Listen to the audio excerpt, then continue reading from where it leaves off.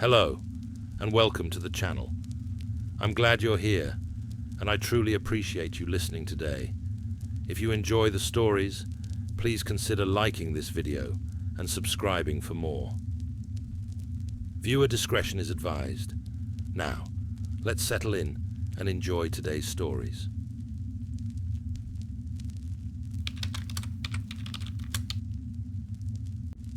It started with boredom, a dangerous emotion for someone like me. I had dabbled in the dark web before, never going too deep, mostly out of morbid curiosity. The idea that a hidden world existed beneath the surface of the internet fascinated me. It was the forbidden fruit of the digital age, where anonymity promised freedom, but whispers of danger were impossible to ignore. One night, as the rain lashed against my apartment windows, I logged onto my laptop. The dim glow of the screen was the only light in the room. My search history on the Tor browser was a mosaic of curiosity and caution. Conspiracy forums, cryptic marketplaces, chat rooms with names like The Rabbit Hole. But that night, I stumbled across a forum I hadn't seen before. The title, in simple, bold text, read, "Ecliptica Archives, Truth Beyond the Stars." There was no elaborate design, just a black background and white text. It looked innocuous enough, but something about it tugged at me. The tagline below the title read, "Where the Veil is Lifted." I clicked. The forum's threads were filled with posts about government conspiracies, secret projects, and unidentified aerial phenomena. Most of it seemed like the usual chatter, fringe theories, unverifiable claims, and grainy images that could have been anything. But one thread stood out. Its title was simple: NASA's Forgotten Files. The post had no introductory text, just a link. It was buried in a thread filled with speculative comments, most dismissing it as another dead-end URL. But something compelled me to click. My stomach twisted as the link led me to a blank page, save for a single button in the center. Access Archives. My finger hovered over the trackpad. I hesitated. This was the part where any sane person would stop. But curiosity pulled me forward like gravity. I clicked. The screen flickered and a new page loaded, replacing the blank one. A progress bar filled slowly as a download began automatically. I didn't recognize the file format, XPLR, but the file size was enormous. My heart thudded in my chest as I glanced at my apartment door, irrationally expecting someone to burst in. The download finished with a chime, and a folder popped up on my desktop. Its title was a string of numbers, harmless looking at first glance, but the timestamp it bore didn't make sense.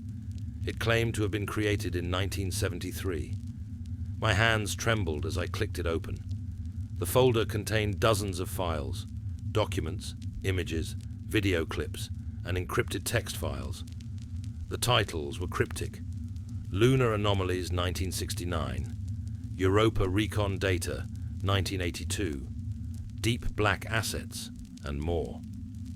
A cold sweat formed on the back of my neck as I opened the first document, a heavily redacted report labeled Apollo 20 Unauthorized Transcript.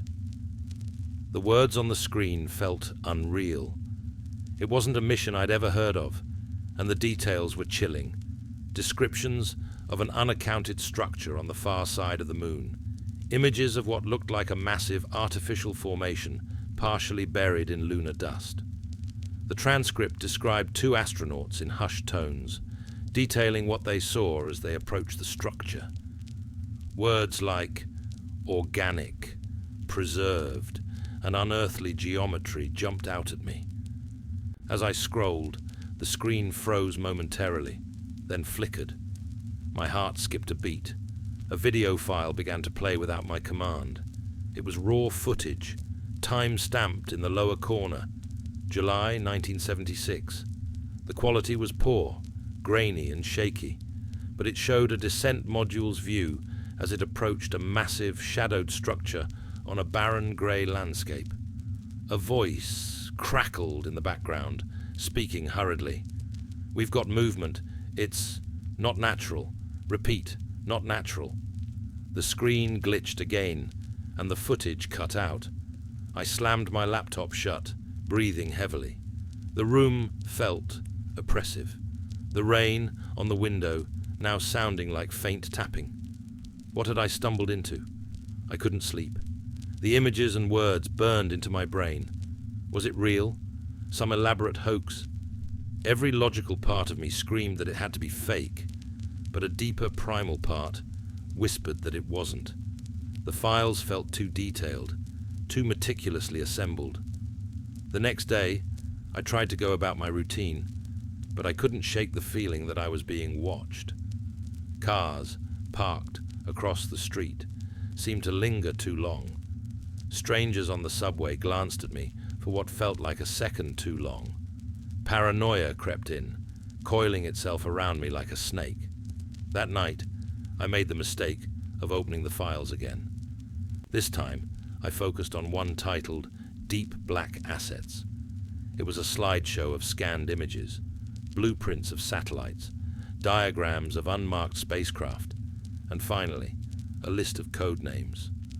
Some I recognized from declassified documents, but others were entirely new. The final slide was a cryptic phrase, "Watchers remain unseen." A notification popped up. Remote access detected. My screen blinked and the folder disappeared. I gasped, my heart racing as a new message window opened. "You shouldn't have seen that." Before I could react, my laptop shut itself off. The room fell into an eerie silence, save for the sound of my own breathing. Then came the knock. The knock was soft, but deliberate. My stomach dropped as I stood frozen, staring at my apartment door. It was late, far too late for visitors. "Who is it?" My voice came out unsteady. No answer. I inched closer, every instinct screaming at me to stay back. Peering through the peephole, I saw nothing but the dimly lit hallway. The knock came again, this time louder. I jumped back, my heart racing. Grabbing my phone, I dialed 911, but the call wouldn't go through. No signal. Panic set in. I backed away from the door, glancing toward the windows. My apartment was on the 4th floor. No fire escape, no easy way out. The laptop powered back on by itself, the screen glowing ominously. A single message appeared in bold text: "Do not run, do not hide." I didn't listen. Panic gripped me as I bolted toward the window. Rain streaked the glass, and the city below felt impossibly distant. My heart hammered as I wrestled with the thought of escape, knowing that opening the files had set something in motion I couldn't stop. The knock came again, more insistent this time. I edged back toward the laptop, its glow cutting through the darkness of my room like a warning. The screen now displayed a new message. "You are now part of the network." Before I could process what that meant, the knock stopped. Silence stretched on, but it wasn't comforting. It was the kind that weighed heavy in the air, the kind that told you something worse was coming. My screen flickered, and a file automatically opened. It wasn't one I'd seen in the folder before. Its title was a single word: Umbra. The document was dense, filled with technical jargon and military codes I didn't understand. But certain phrases jumped out at me, chilling in their clarity.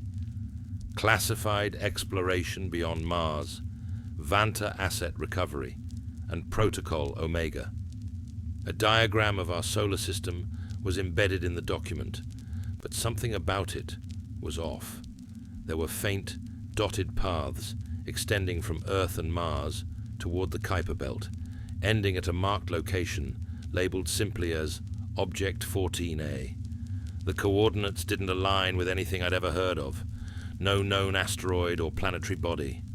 The document implied that NASA and several unnamed entities had been sending missions to this location for decades. Their goal was unclear, but the next section mentioned inhospitable conditions, retrieval teams, and loss of personnel. I scrolled further, my pulse quickening. The last page held a grainy image, a spacecraft hovering near a massive black obelisk-like structure. My skin crawled as I studied the object. It was immense, dwarfing the spacecraft beside it. The surface was unnervingly smooth, and there were no visible seams or markings. Below the image was a note. 14A is not dormant. Continued observation required. Minimal interference advised. Before I could dig deeper, the laptop froze, then crashed. The screen went black, and I was left staring at my reflection, pale and wide-eyed, in the glossy surface. That's when I heard it. A low, humming vibration filled the room. It wasn't coming from the laptop. It felt like it was resonating in my bones, a deep, unnatural sound that seemed to pulse in time with my racing heartbeat. The lights in my apartment flickered, and then the power cut out entirely. Darkness swallowed the room, save for the faint light spilling in from the city outside. The hum grew louder, accompanied by a faint clicking sound, almost insect-like but mechanical. I froze, barely daring to breathe. The sound wasn't coming from inside my apartment. It was coming from above. I moved to the window, peering out into the rain-soaked night. At first, I saw nothing but the reflections of streetlights in puddles below. But then I noticed something in the sky, an outline that didn't belong. It was massive, a shadow that blotted out the stars and moved unnaturally, like it was gliding rather than flying. A sudden flash lit up the room, blinding me. When I regained my vision, I saw them, figures standing in the middle of my apartment. They didn't come through the door or the windows. They were just there. They weren't human. Tall and impossibly thin, their limbs seemed too long, their movements too smooth. Their faces, or what should have been faces, were featureless, blank expanses that reflected the dim light in the room. My throat tightened as I pressed myself against the wall, too terrified to move. One of them raised a hand, or something resembling a hand. A beam of light shot from its palm, scanning the room.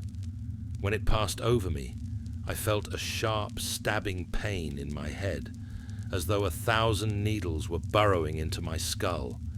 My vision blurred, and I collapsed to the floor, gasping for air. As my consciousness faded, I heard a voice. It wasn't spoken aloud. It resonated in my mind, clear and cold. You were not supposed to see, but now you must understand. When I woke, I wasn't in my apartment.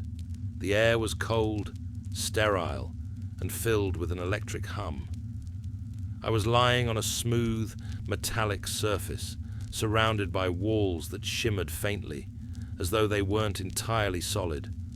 My head throbbed, and my limbs felt heavy, as though I'd been drugged. The figures were there, standing in a semicircle around me. But now, their featureless faces seemed to shift, forming vague impressions of eyes, mouths, and noses that flickered in and out of focus. It was as if they were trying to mimic humanity, but couldn't quite get it right. In the center of the room was a holographic display. It showed the solar system, with Earth highlighted. As I watched, lines extended from Earth to the same location I'd seen in the document, Object 14A. The display zoomed in, revealing the obelisk-like structure in stunning detail. One of the beings moved closer, its form shifting unnervingly with each step. The voice returned, clearer now, filling my mind. This is not your domain. It is ours. You tamper with what you cannot control. Images flooded my mind. Flashes of spacecraft being torn apart near the obelisk. astronauts screaming in silent voids, strange organic shapes writhing in the darkness of space. And then a final image burned itself into my brain. Earth, viewed from space, with tendrils of shadow creeping across its surface. You have been warned. The room dissolved around me, and I was falling, plummeting into darkness. My screams were swallowed by the void. I woke up on my apartment floor, the faint hum of my refrigerator, the only sound. Everything was as it had been, but I knew it wasn't the same. My laptop was gone, my files wiped clean. The rain had stopped, and the city outside seemed unnaturally still. I checked the mirror. My face was pale, my eyes sunken, but what unnerved me most was the faint mark on my wrist, an intricate pattern that seemed to glow faintly under the light. It wasn't a tattoo. It wasn't anything I recognized. The next day, my phone buzzed with a text from an unknown number. Forget what you saw. Live your life. Do not search again. But I can't forget. Not now. Not after what I've seen. The obelisk is still out there, watching. And so are they. I think they're waiting for something. Or someone.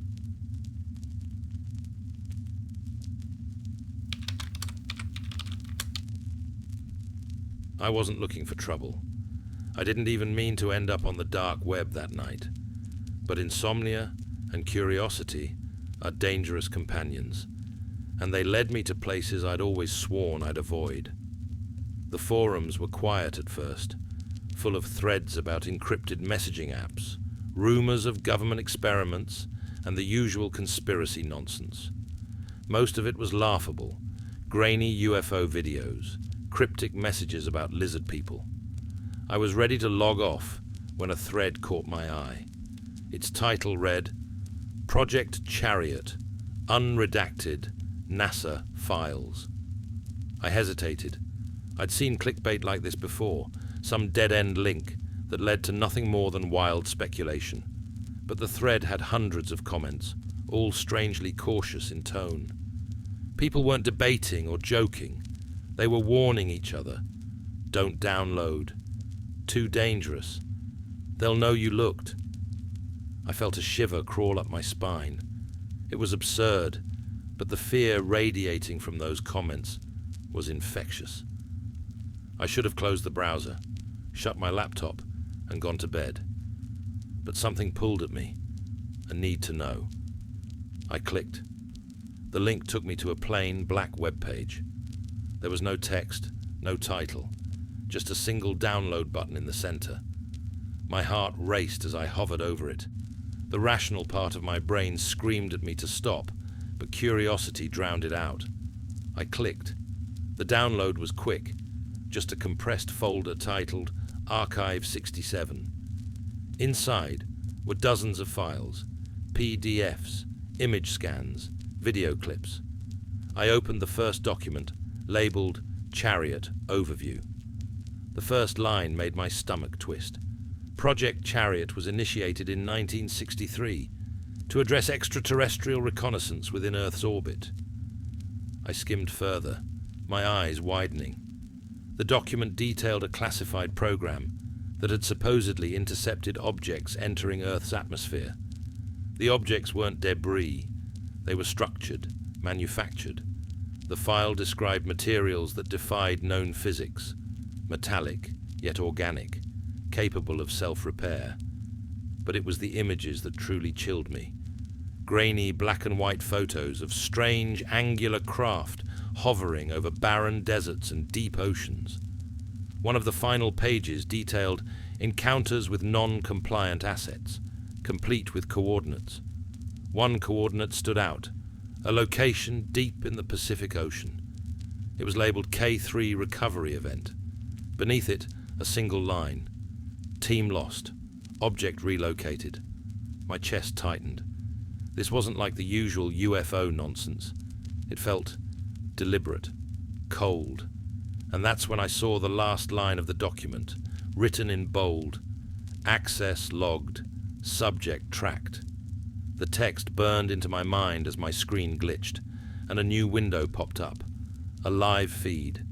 It was me. I slammed the laptop shut and staggered back, my heart pounding.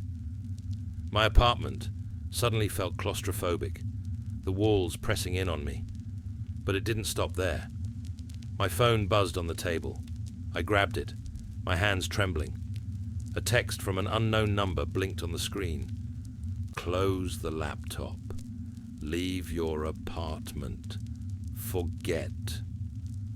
I dropped the phone like it had burned me.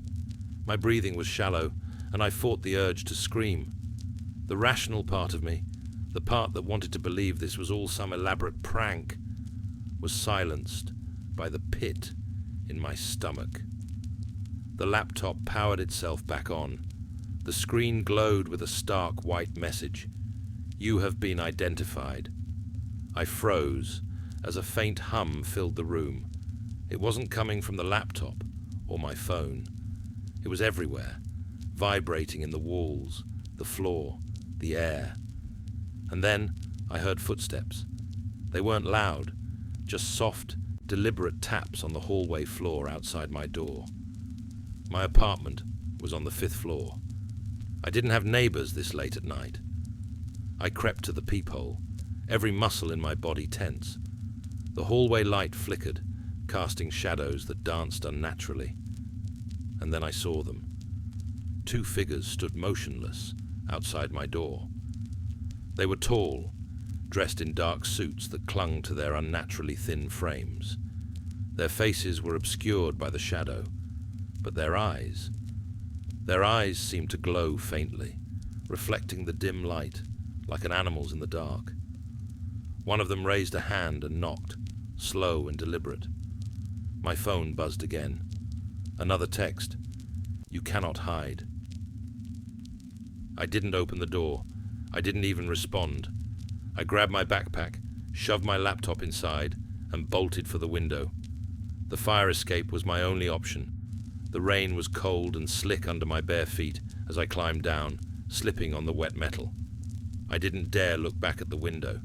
I didn't want to know if they were watching. I hit the alley and ran. The city was alive with its usual noises, distant car horns, the faint hum of streetlights. But everything felt wrong. I felt wrong. I ducked into a diner, my chest heaving, and slid into a booth near the back. The waitress didn't bother with pleasantries, just poured me a coffee and moved on. I opened the laptop, desperate to understand what was happening. The files were still there, but they'd changed. New documents had appeared, and the folder now had a timestamp, 1959 to present. I opened one of the new files, titled Observations. It was a log. Each entry detailed sightings of humans accessing the files, followed by a chilling phrase, marked for termination. The most recent entry was time-stamped only minutes ago. Subject 318, identified. No escape confirmed. Observation ongoing. I looked up from the screen. The waitress stood at the counter, her back to me. But something was wrong. Her head was tilted slightly, unnaturally, as if she were listening. And then she turned. Her face was blank, not emotionless, literally blank. Smooth skin stretched where eyes, a nose, a mouth should have been. I froze. She took a step forward and I bolted, leaving my laptop behind. I don't know how long I ran. The city blurred around me, its light smearing into the rain-soaked night. I ducked into alleys, hopped fences, tried to lose myself in the labyrinth of streets. But no matter where I went, I felt them, watching, following. When I finally stopped, I was in an industrial district, surrounded by empty warehouses and silence. My breath came in ragged gasps as I leaned against a wall, trying to steady myself. That's when the hum returned. It started faint, almost imperceptible, but it grew steadily louder, resonating in my chest. The streetlights flickered, one by one, until I was plunged into darkness. And then I saw them. Not just the 2 from before. Dozens, maybe hundreds. Silent figures in the dark, their glowing eyes piercing the shadows. The hum grew deafening, and I fell to my knees, clutching my head as pain racked my skull. A single voice filled my mind. "You have seen too much. You belong to us now." The voice was not loud, but it filled every corner of my mind, weaving itself into my thoughts like a parasite. My vision blurred, and the figures moved closer. Their glowing eyes weren't just watching me, they were piercing through me, into the deepest parts of my mind. I tried to move, to scream, but my body betrayed me. My limbs were heavy, frozen, as if an invisible weight pinned me to the cold ground. "You sought what was hidden. Now you will understand." The voice echoed endlessly, overlapping on itself like a discordant chorus. My thoughts were no longer my own. Images, alien and incomprehensible, flooded my mind. Endless voids of black space, fractured symbols I couldn't read, and the obelisk I'd seen in the files, standing against the backdrop of a distant, desolate world. The figures surrounded me now, their faceless forms pulsating faintly with an unnatural light. One of them knelt beside me, reaching out a hand. Its touch wasn't cold or warm, it was electric, a jolt that burned through my skin and into my veins. "You are marked. You are ours." The pain was unbearable. My vision whited out, and for a moment I thought I would die. But instead, I awoke somewhere else. The world around me was unrecognizable. I was standing, but I wasn't on Earth anymore. The sky was black and infinite, dotted with distant stars that seemed too close and too bright.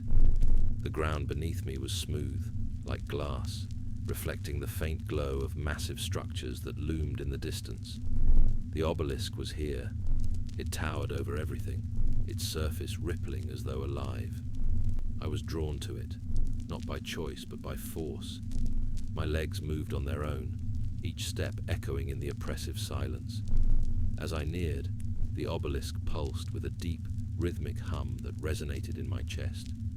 Strange symbols appeared on its surface, shifting and rearranging themselves faster than I could comprehend. The figures were here too, standing in a perfect circle around the obelisk. They didn't speak, but their presence weighed heavily on me. I felt like an insect under a magnifying glass, scrutinized by something infinitely more powerful. The obelisk's surface shifted again, and suddenly I understood. It wasn't a structure. It was a gateway. The symbols aligned into a single coherent image, a galaxy spiraling slowly, with a single point of light marked at its edge. My thoughts were no longer my own. They flooded my mind with knowledge, with truths I couldn't comprehend. I saw Earth, small and fragile, connected to countless other worlds by invisible threads of energy. I saw the figures, not as entities, but as sentinels, keepers of the gateway, and I saw myself, a single insignificant speck, caught in the vast machinery of something far greater. You are no longer separate. You are archive. When I opened my eyes, I was back in my apartment. Everything was as it had been. The rain on the windows, the hum of the refrigerator, the faint glow of my laptop. But I was not the same. The mark on my wrist was brighter now, pulsing faintly with a rhythm I could feel in my chest. I could hear the hum everywhere, a constant, inescapable reminder of what had happened. My laptop was on, though I hadn't touched it. The folder Archive 67 was gone, replaced by a single file titled Observer. I clicked it, my hands trembling. The screen filled with a live feed, thousands of them. Cameras from all over the world, homes, offices, streets, forests, even space. And then I saw myself. The feed was from inside my apartment, staring at me from the corner of the room. I turned instinctively, but nothing was there. The hum grew louder, and a single line of text appeared on the screen. You are not alone. The feeds shifted, showing more people, others like me, with the same glowing mark on their wrists, sitting in their homes, staring blankly at their screens. They were scattered across the globe, all connected, all part of the same network. And then I realized I wasn't just being watched, I was watching them too. The mark on my wrist burned as the realization settled in. I wasn't free. I wasn't even human anymore. Not entirely. Whatever I had accessed, whatever I had uncovered, had changed me. I was part of their system now, a living node in an endless network of watchers. I couldn't turn it off. I couldn't leave. Even when I tried to shut my laptop, the feeds followed me. Every reflective surface, mirrors, windows, even the dark screen of my phone, showed me the same thing, the network. Days turned into weeks. I stopped leaving my apartment.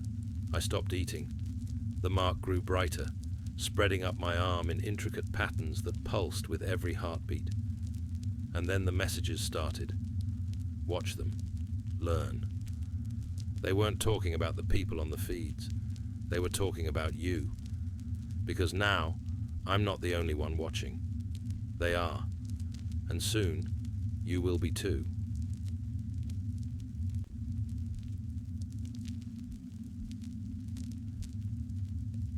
If you've made it this far, thank you for listening.